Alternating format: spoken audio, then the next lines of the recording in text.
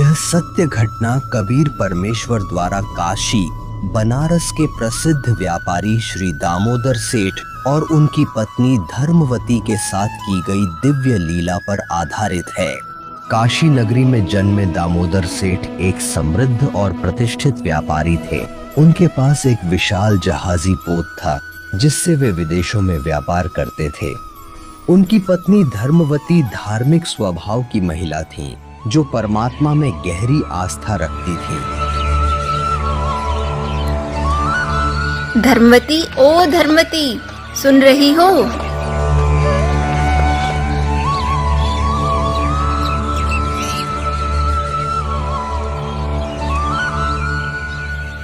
आओ बहन, कैसे याद किया?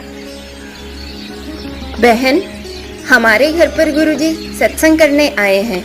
तुम भी चलो, सत्संग सुनकर अपना कल्याण करा लो। सत्संग? सत्संग तो मुझे भी सुनना चाहिए। ठीक है बहन, चलो।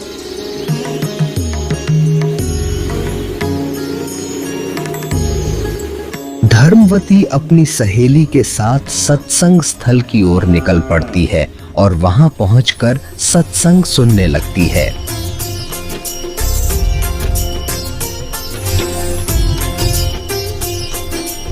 सत्संग में कबीर परमात्मा बताते हैं कि माया आदि निरंजन भाई, अपने जाए अप खाई। ब्रह्मा विष्णु महेश्वर चेला, ओम सोहम का है खेला। सोन शिखर में धर्म अन्यायी, जिन शक्ति डायन में लपटाई। 1.25 लाख गहरा सैन्यत उठ दूती, माया आदि तकत की पुती। 1.25 लाख घड़िए नत भंडे, हंसा उत्पत्ति परले डंडे। ये तीनों चेला पटपारी, सर्जे पुरुषा सर्जी नारी। खोखापुर में जीव बुलाए, 100 नरक वैकुंठ बनाए। यो अरहट का कुआ लोई, या गढ़बंध्या है सब कोई। कीड़े कुंजर और अवतारा, हर हट डोरी बंध कोई और। अरब अलील इंदर हुए भाई, हर हट डोरी बंधे सब आही। शेष महेश और गणेश ताही, हर हट डोर बंधे सब आही। शुक्रादिक ब्रह्मादिक देवा, हर हट डोर बंधे सब खेवा। ये कोटिक करता फिरता देखा, हर हट डोरी कहो सुन लेखा।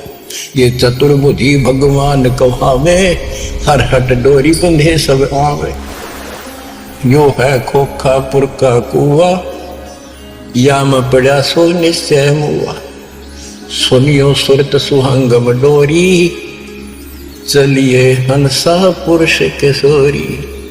सोहम पर अदली का डेरा, सत्य कबीर है साहेब मेरा। ज्ञान का राछ ध्यान की तुरिया, ऐसे सोहम भागा जुरिया। पंड ब्रह्मंड अदली का ताना, जाका नाम कबीर दीवाना। धर्मराय मारत है बाटी, कोई हंसा पहुंचे औगट घाटी। धर्मराय मारत है बाटी, कोई एक हंसा उतरे घाटी। इस बज्रपुर का खोलो ताला, चल देखो हंसा दीप हमारा। जहाँ ओंकार निरंजन नाही, ब्रह्मा विष्णु शिव नहीं जाही। जा करता नहीं जान आन भगवाना, काया माया पिंड पर। ऐसा अदली दीप हमारा, कोटि बैकुंठ रूम की लारा। शंख पदम एक पुन पर साजे, जा अदली सत्य कबीर विराजे। जा कोटिक विष्णु खड़े कर जोड़े, कोटिक शंभु माथा मोड़े। जहाँ शंखों ब्रह्मा वेद उचारी, कोटि कन्हैया रास विचारी। अजब अदर मधुर धुनि बाजे, जा अवगत अदली कबीर तख्त विराजे। परमहंस पूर्ण परिवारा, अदली अमर किए तो पसारा। गगन मंडल में हमरी शैली ही, मकर तार की चीनी गैली। परलय शंख सुभंगम सुवा, केते करता हो हुआ। हम है अमर अचल अनुरागी, शब्द मैल में ताड़ी लागी। दास गरीब हुक्म का हेला, हम अवगत सत कबीर का चेला।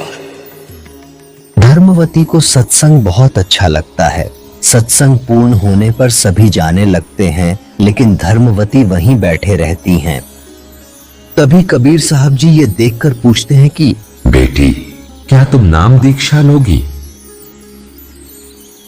महात्मा जी, मेरी आत्मा तो बार बार कह रही है कि मुझे दीक्षा ले लेनी चाहिए, पर मन में कुछ शंका है। बेटी, निसंकोच बताओ, क्या शंका है? गुरुजी कहते हैं कि जोड़े से नाम दीक्षा लेनी चाहिए। मेरे पति विदेश गए हैं, मैं उनके आने पर दीक्षा लूंगी, पर मुझे डर है कि अगर तब तक मेरी मृत्यु हो गई तो। बेटी, यह भ्रम है। जन्म और मृत्यु दोनों व्यक्तिगत हैं। आत्म कल्याण का रास्ता किसी की प्रतीक्षा नहीं करता। न कोई साथ जन्मा था, न मरेगा। अपना अपना कर्म है, पल का भरोसा नहीं है, कब क्या हो जाए।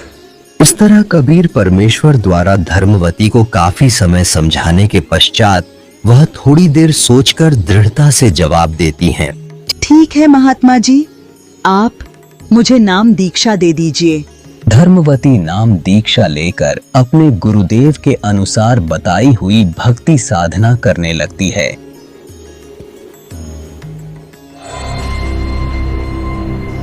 धीरे धीरे समय गुजरता है और दामोदर सेठ विदेशों से व्यापार कर अपने घर लौट आते हैं। रास्ते की थकावट के कारण वे कुछ देर आराम करने लगते हैं। तभी धर्मवती आती है।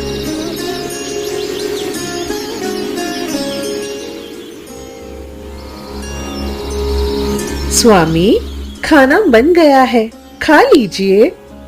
हाँ हाँ धर्मवती, बहुत भूख लगी है, खाना लगाओ।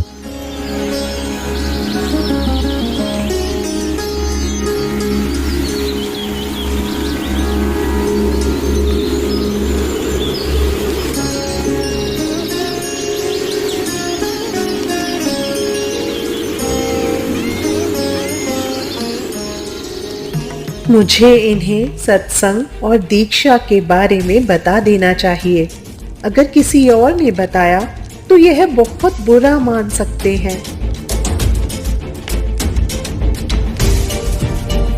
स्वामी, मुझसे एक गलती हो गई है, मुझे क्षमा कर दीजिए। धर्मवती, मुझे तुम पर पूरा विश्वास है, तुम कोई ऐसा काम नहीं कर सकती जो क्षमा के योग्य न हो। हमारे पड़ोस में एक बहन ने गुरुजी से नाम दीक्षा ली है। मैं भी सत्संग में गई और मुझे गुरुजी का ज्ञान बहुत अच्छा लगा। मैंने उनसे नाम दीक्षा ले ली, बिना आपसे पूछे।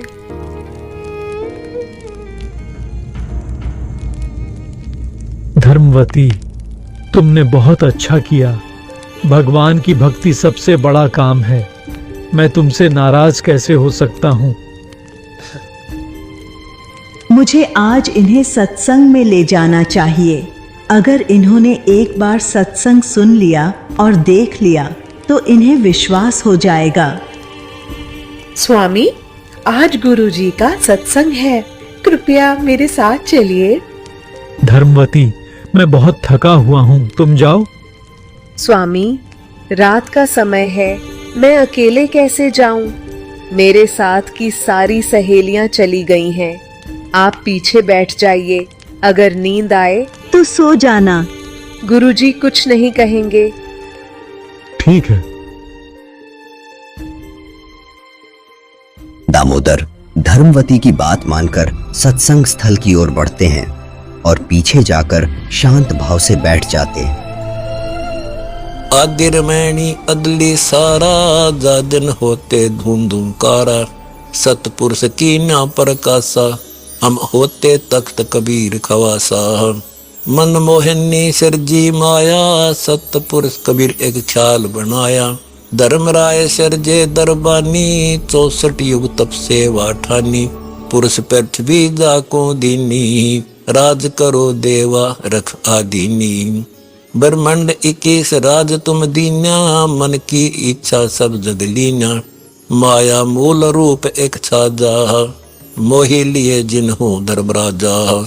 धर्म का मन चंचल चित धारा, मन माया का रूप विचारा। चंचल चेरी चपल चिरागा, या के पर से सर्व सौ जागा। धर्मराय किया मन का भागी, विषय वासना संग से जागी। आदि पुरुष अदली अनुरागी, धर्मराय दिया दिल से त्यागी। पुरुष लोक से दिया ढहाई, सहज दास के दीप चल आए भाई। सहज दास जिस द्वीपर हंता, कारण कौन कौन कुल पंथा। धर्मराय बोले दरबानी, सुनो सहज दास ब्रह्म ज्ञानी। 64 युग हम सेवा कीनी, पुरुष पृथ्वी हमको दीनी। चंचल रूप बया मन मोरा, मन मोहिनी ठगिया भौरा। सतपुरुष के नाम भाए, पुरुष लोक से हम चल आए। अगर दीप सुनत बड़ बागी, सहज दास मेटो मन पागी। बोले सहज दास दिलदानी, हम तो चाकर सत सैदानी। सतपुरुष से अर्ज बुझारूं, जब तुमरा भी मान उतारूं। सहज दास को किया पियाना, सत्यलोक लिया परवाना। सतपुरुष साहेब सर्वंगी, अवगत अदली अचल अभंगी। धर्मराय तुमरा दरबानी, अगर दीप चल गए परानी। कौन हुक्म करी अर्ज आवाजा, कहाँ पठाऊं उस धर्मराजा। बही आवाज अदली एक साचा, विषय लोक जाति नो बाचा। सहज विमान चले अधिकाई, छिन में अपने द्वीप चल आई। हम तो अर्ज करी अनुरागी, तुम विषय लोक जाओ बड़ भागी। धर्मराय के चले विमाना, मान सरोवर आए प्राणा। मान सरोवर रहन न पाए, जहाँ कबीरा रूप में था ना लाए। बंक नाल की विस्मी बाटी, तहाँ कबीरा रोकी घाटी। इन पांचों मिल जगत बंधाना, 184 में जीव सताना। ब्रह्मा विष्णु महेश्वर माया, धर्मराय का राज बैठाया। यो खोखापुर झूठी बाजी, बिष्ट बैकुंठ दगासी साजी। कृत्रिम जीव बुलाने भाई, निजगर की तो खबर न पाई। 1.25 लाख उपजय नित हंसा, 1 लाख विनसे नित अंसा। उत्पत्ति कपति या परलय फेरी, हर्ष शोक जो राजम जेरी। पांचों तत् हैं परलय माही, सतगुण रजगुण तम गुण जाई। 8वां अंग मिली है माया, पिंड ब्रह्मंड सकल बर माया। या मैं सुरति शब्द की डोरी, पिंड ब्रह्मंड लगी है खोरी। श्वासा पारस मन गहरा को, खोल कपाट अमीर सचा को। सुनाऊं हंस शब्द सुन दासा, अगम द्वीप है अग है बासा। बहु सागर यम दंड जमाना, धर्मराय का है तलबाना। पांचों ऊपर पद की नगरी, बाट विहंगम बंकी डगरी। हमरा धर्मराय सो दावा, बहु सागर में जीव भरमाया। हम तो कहें अगम की बाणी, जहाँ अभिगत अदली आप कबीर बिनानी। बंदी छोड़ हमारा नामम, अजर अमर है अस्थिर ठामम। युगन युगन हम कहते आए, जमजोरा से हंस छुटाए। जो कोई माने शब्द हमारा, बहु सागर नहीं भर में दारा। या मैं सुरती शब्द का लेखा, तन अंदर मन को किन देखा। दास गरीब कबीर की बाणी, खोजो हंसा शब्द सैदानी। सत्संग पूरा होता है। धर्मवती दामोदर के पास जाती हैं और पूछती है, स्वामी, आपको सत्संग कैसा लगा? नींद तो नहीं आई ना? धर्मवती, नींद कैसी? मुझे तो नाम दीक्षा लेनी है। क्या गुरुजी मुझे दीक्षा देंगे? हाँ स्वामी, गुरुजी सबको नाम दीक्षा देते हैं। दामोदर सेठ परमात्मा के पास आके हाथ जोड़कर बैठ जाता है और नाम दीक्षा देने की प्रार्थना करता है। सुनो लाला जी, आप देवताओं के पुजारी हैं। नाम दीक्षा लेने के बाद आपको अन्य उपासनाएं त्यागनी होगी। जैसे मैं बताऊं उसी प्रकार देवताओं की साधना करनी होगी। यह नियम है। क्या आप इसके लिए तैयार हैं? हे परमात्मा, मैं एक बनिया हूँ और सौदा करना अच्छे से जानता हूँ। जो ज्ञान आपने मुझे दिया है वह इस पृथ्वी पर कहीं और नहीं मिल सकता। अब मैं निर्णय कर चुका हूँ। आप मेरे गुरु हैं और मैं आपका चेला। मुझे दीक्षा दीजिए। मैं हर परिणाम सहने को तैयार हूँ। आप मेरे साथ रहिए, जो होगा देखा जाएगा। सेठ जी, मैं तो केवल एक धानक हूं और आप ठहरे लाला जी सेठ। आपकी बिरादरी आपको धिक्कारेगी। क्या आप यह अपमान सह पाएंगे? हे परमात्मा, मुझे किसी अपमान की परवाह नहीं है। मुझे आपके ज्ञान पर पूर्ण विश्वास है। मुझे दीक्षा दीजिए। जो कुछ भी होगा मैं सहने के लिए तैयार हूँ। इस प्रकार दामोदर सेठ अपने कबीर परमेश्वर से नाम दीक्षा प्राप्त कर उनके द्वारा दी गई भक्ति साधना करने लगते हैं और कुछ समय बाद अपने व्यापार के सिलसिले में वे फिर से जहाज से विदेश जाने की तैयारी करने लगते हैं।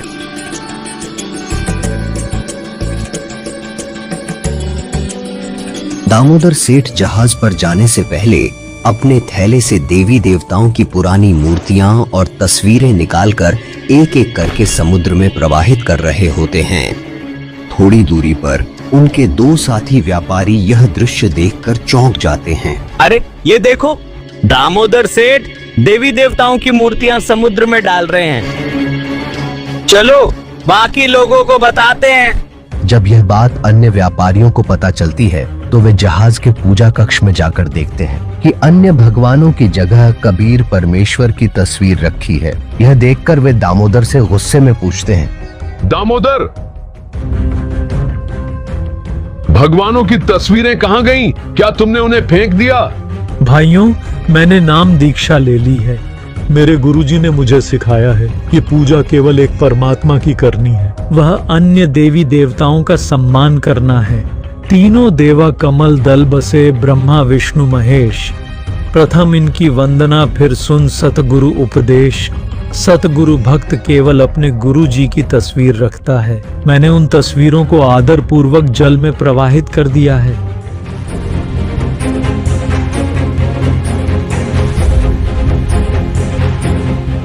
तूने क्या कर दिया? यह तो जुल्म है। तेरे साथ कुछ अनहोनी होगी। तूने देवी देवताओं को छोड़कर अपना नाश कर लिया है। भाइयों, मेरे गुरुजी देवताओं को छुड़वाते नहीं हैं, बल्कि उनकी सत्य साधना बताते हैं। मूर्ति पूजा को मना करते हैं। आप अपनी पूजा करो, मैं अपनी पूजा करूंगा। मुझे मेरे रास्ते पर चलने दो और परेशान मत करो। धीरे धीरे समय बीतता गया और दामोदर सेठ व्यापारियों के साथ अलग अलग देशों में व्यापार करने लगा।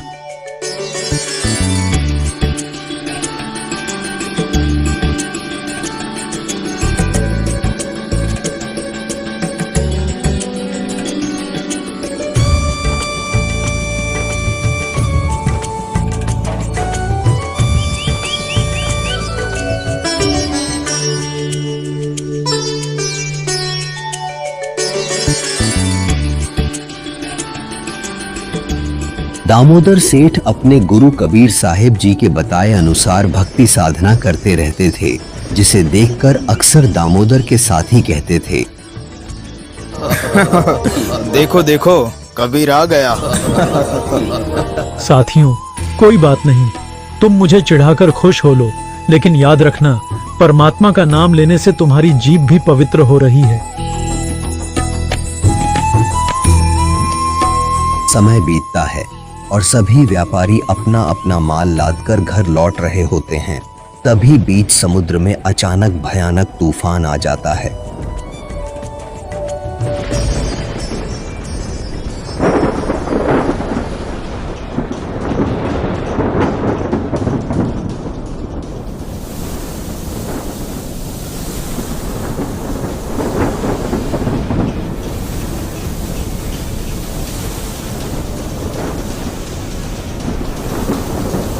तूफान आया है, तूफान! संभालो भाई संभालो, पाल खोल दो, पाल खोल दो।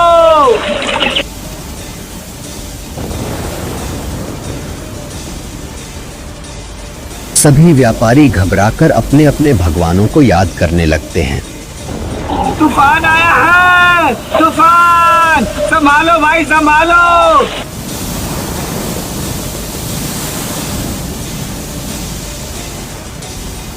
हे भगवान, हमारी रक्षा करो।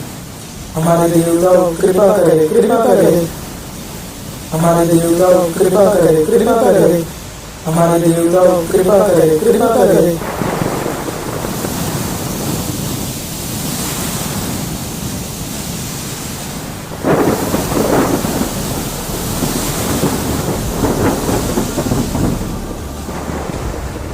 धीरे धीरे तूफान और तेज होता जाता है और जहाज डूबने लगता है। सभी व्यापारी परेशान होकर अपने अपने भगवानों को याद करते करते थक जाते हैं, परंतु तूफान लगातार भयंकर रूप लेता जा रहा होता है। यह देखकर वे दामोदर के पास जाते हैं और कहते हैं,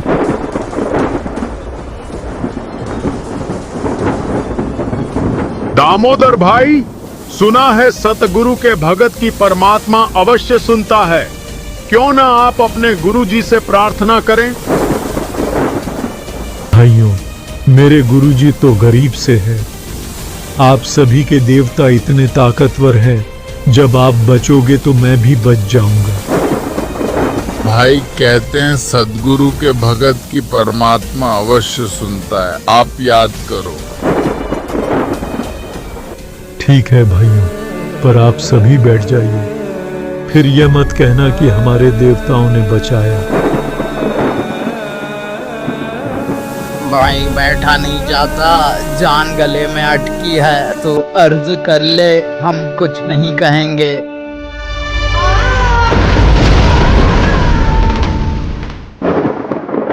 हे परमात्मा, आज लाज रख दो, मेरे कारण आपकी छवि खराब हो जाएगी। मुझ पापी को बाद में मार देना। मैंने आपकी महिमा इनके आगे बहुत गाई है। मुझ दास से कोई गलती बनी हो तो मुझे माफ करें और हमारी रक्षा करें प्रभु, रक्षा करें।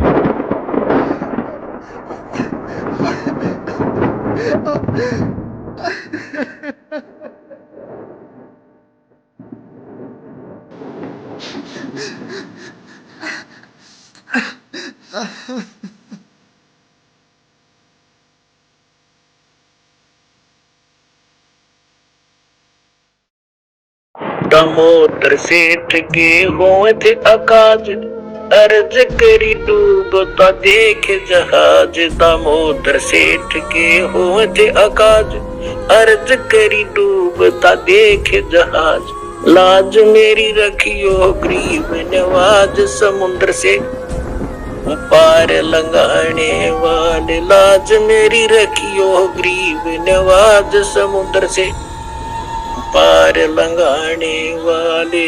धन धन सतगुरु सत कबीर भक्त की, पीड़ मिटाने वाले।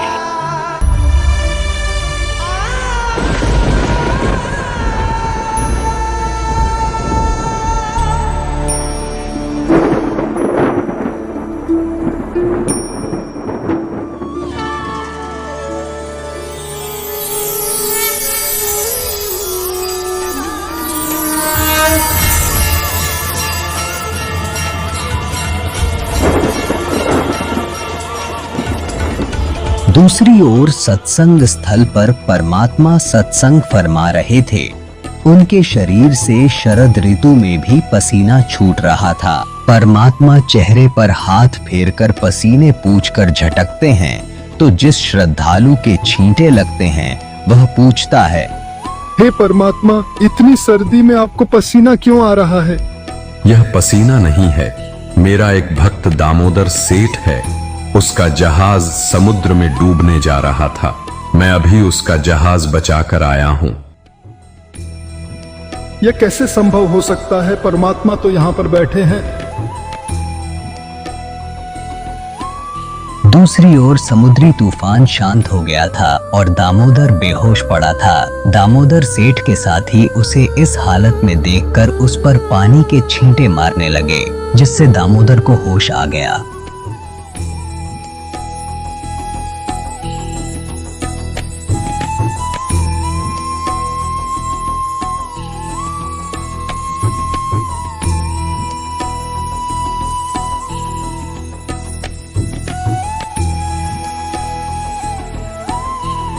दामोदर, हमें माफ कर दो, हमसे गलती हो गई भाई।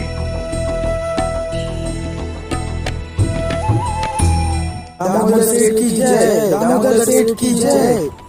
भाइयों, मेरी नहीं मेरे गुरुदेव की जय। उनके जयकारे लगाओ।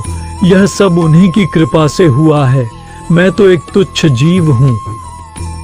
दामोदर के सभी साथी दामोदर से माफी मांगने लगे।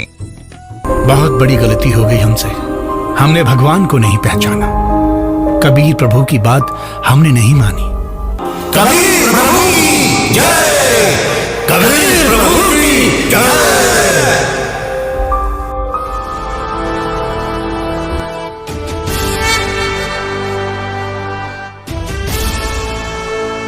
कुछ समय बाद जहाज तट पर पहुंच गया।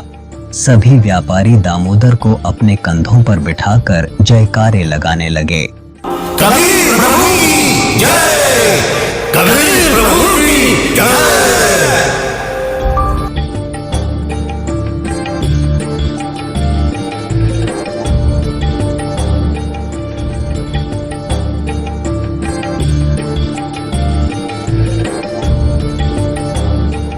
शहर में दामोदर के घर पहुंचने पर पता चलता है कि उनकी पत्नी सत्संग में गई हैं। व्यापारी उन्हें सत्संग स्थल पर ले जाते हैं। सत्संग स्थल पर जयकारे गूंज रहे होते हैं। कबीर प्रभु की जय, कबीर प्रभु की जय। यह देखकर परमात्मा कहते हैं, बाहर देखकर आओ, इतना शोर कैसे हो रहा है।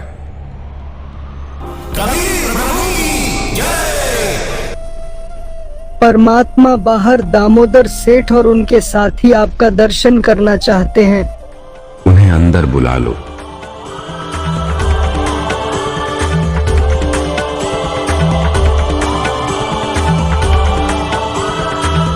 सभी व्यापारी हाथ जोड़कर परमात्मा से क्षमा मांगने लगते हैं। हे परमात्मा, आपने हमारी जान बचाई। हमसे बहुत बड़ी गलती हुई, हमें माफ कर दीजिए। हमने आपका और आपके भगत का बहुत मजाक बनाया है। क्या हुआ बच्चों, विस्तार से बताओ, क्या कहना चाहते हो।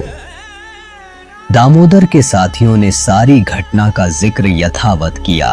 दामोदर सेठ के हुए थे अकाज, अर्ज करी डूबता देख जहाज। दामोदर सेठ के हुए थे अकाज, अर्ज करी डूबता देख जहाज।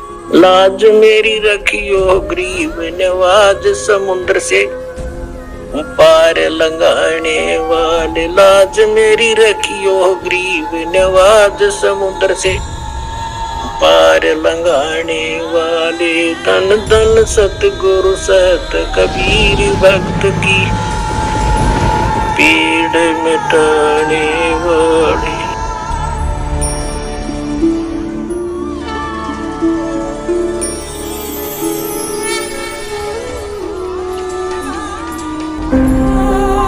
कबीर प्रभु, हमको माफ करना, हमने आपको पहचाना नहीं।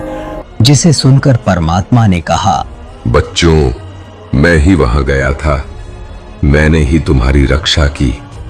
यह आपका सौभाग्य है कि आपने सत्य को पहचाना।